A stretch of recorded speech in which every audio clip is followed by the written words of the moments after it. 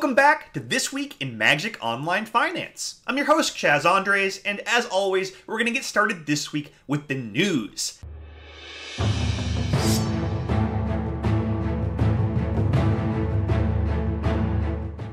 And the biggest story, of course, at least in the world of Paper Magic, is that Commander 2018 will be hitting store shelves in just about a week and a half. And of course, there's been a lot of belly aching about these decks. Some people are thinking maybe they don't have quite enough value, especially in terms of high-end reprints, but regardless, those of us who play MTGO don't have to worry about that question at all. In fact, we're not even going to have a chance to buy these for MSRP on MTGO. That's right, yet again, we're going to have to wait for them to be released in treasure chests. And that, of course, means they're going to have to keep a really sharp eye on the legacy playability of the best cards in Commander 2018. Because the supply for these cards is so low online, even a little bit of marginal legacy play will be enough to cause any one of these cards to climb through the roof. So I haven't seen any slam dunk legacy playables yet, but I would not be surprised if people try to make Yuriko the Tiger's Shadow work. There was that Grixis Ninjas deck going around a while back, and it doesn't seem really well positioned in the current metagame, but people really like ninjas, and even aside from that deck,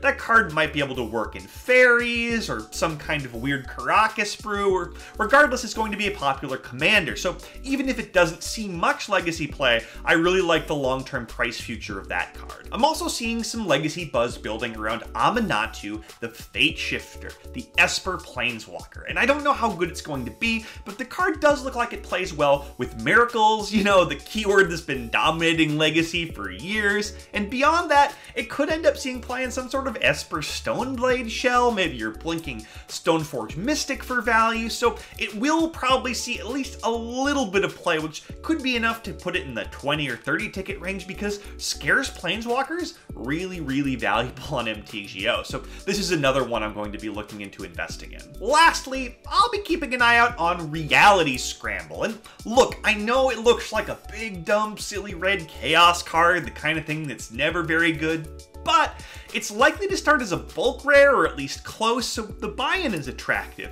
And the card can do kind of weird things. It can work with big giant Eldrazi's, or enchantments like Omniscience, or even recurring Planeswalkers for multiple activations a turn, and I don't know if this is going to be good enough, but look, weird new brews happen all the time, and Retrace is a really good ability in the Legacy, a format where counter magic is all over the place. So if the buy-in is as cheap as I think it's going to be, I'm going to pick up a couple of sets just on the off chance that that one ends up spawning a whole new archetype. Let's move on to gaining ground, where in Standard, our biggest gainer of the week was the Buy a Box promo Nexus of Fate, which jumped about 4 tickets from 27 up to 31.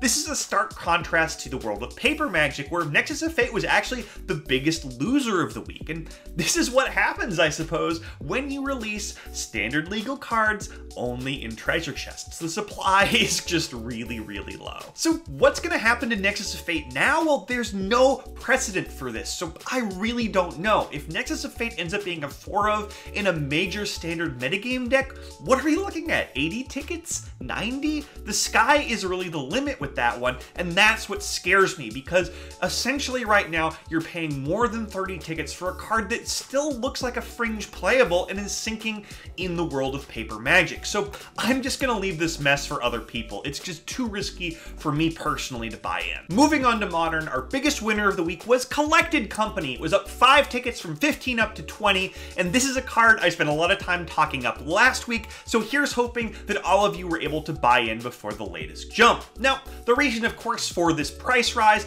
Bant Spirits, Collected Company is a 4 of in that deck, as well as all the other decks it was already good in, so 20 tickets probably pretty close to the price floor for this card as long as people keep playing Bant Spirits. So how real is the demand for Bant Spirits? Well, one really good sign is the fact that Cavern of Souls and Noble Hierarch both went up a couple of tickets this week, and these are more expensive, higher-end Bant Spirits cards that really aren't great spec targets because they're already kind of expensive, so that tells me that this is real player demand for these cards, and what that means is that Collected Company is likely not to take a tumble. It's probably not going to drop those 5 tickets again, at least right away, because people actually want these cards to play with. It's not just just a bunch of speculators buying them. Let's move on to the biggest loser, where in Standard it was Soul Scar Mage dropping about a ticket from 2.3 down to 1.3, and this is despite the card still seeing quite a bit of play in Standard.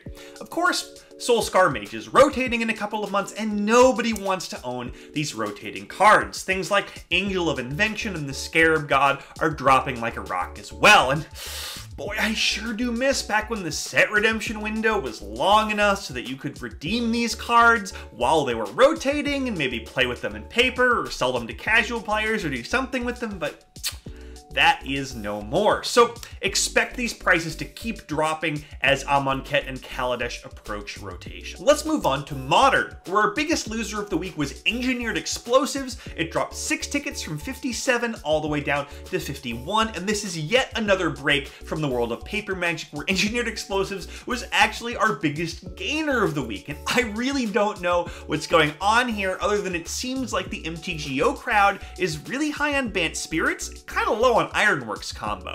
Meanwhile, in Paper Magic, pretty high in Ironworks combo, kind of low on Bant Spirits, so I'm not sure where this is all going to shake out, but I do know that I can look at a price chart and see that it looks like Engineered Explosives is going to keep on dropping from here. Now, the sneak of the week this week is Legacy Staple City of Traders, a card that you need for decks like Sneak and Show, and all the things with big giant Eldrazi's, and this is a reserved list card that's really expensive in Paper Magic. It's been about 30 tickets on MTGO for months and months and months, but recently, about 2 weeks ago, it started to climb. So it climbed from 30 tickets up to about 40 now. The trend line is still sort of looking like that, so there's definitely still room to grow, especially because the reserve list means it's not going to be reprinted to Master Set or anything other than a treasure chest or an MTGO exclusive expansion. So it may show up again in higher numbers than it's at now. It's probably not going to keep rising forever, but it does have a lot more value it could gain between now and the time we're going to see it again. All right, as always, we're going to end the week by taking a look at the sales data provided to us by the fine folks at MTGO Traders. And this is our best way of seeing which cards are the hottest right now, which cards are selling the best, regardless of where their prices are at. Looking at overall sales by volume, we see that Vinemare is in the top 5 for the 3rd week in a row, and that's a really good finish for this uncommon. It's joined this time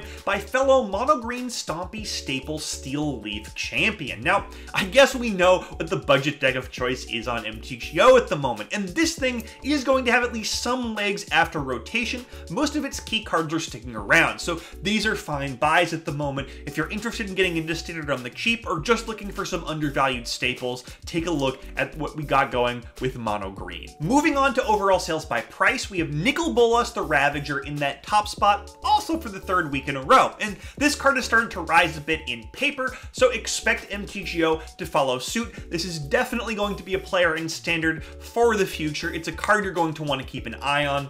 Beyond that, it's all modern. It's cards like Scalding Tarn and Mox Opal, and the things that have been staples for months and months and months. It is worth noting that Jace the Mind Sculptor and Liliana of the Veil, 2 cards that were mainstays on this list for months toward the end of last year and the beginning of this year, nowhere to be seen at this point. And that will help explain why both of those cards have taken quite a tumble over the past couple of months in price. That's all I got for you this week. I'm Chaz Andres. Join me next Monday morning for yet another episode of This Week in Magic Online Finance. Thank you for watching the video. If you enjoyed the video, make sure to smash that like button. Subscribe to the channel for more awesome MTG content just like this. And make sure to tap the bell icon to be notified whenever a video is made live.